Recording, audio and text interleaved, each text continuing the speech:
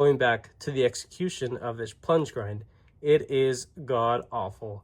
You could see that how thick this is.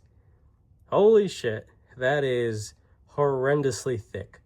If it was thinned out a little bit, you know, and this plunge was pushed a little further back, it would just be much better execution.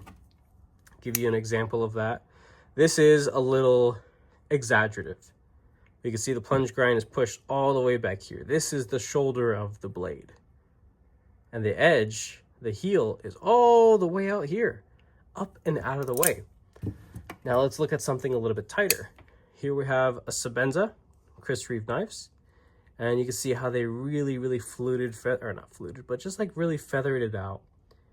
It's a very soft curve. It doesn't drop off abruptly, but it's right about there, right in front of where my index fingernail would be.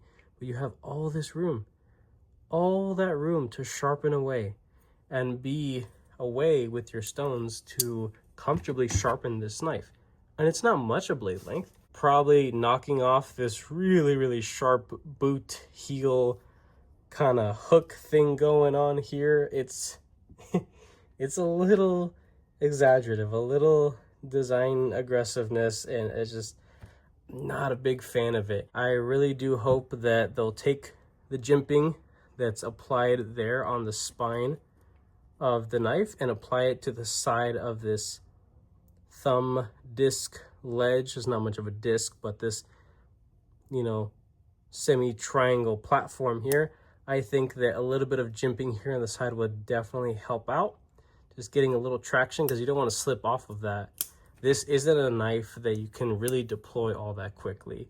You're gonna have to have a lot of, you know, hand strength to get this thing out.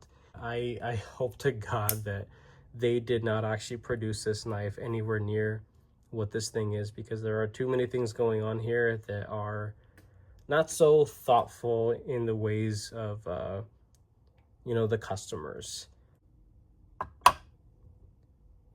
3.7.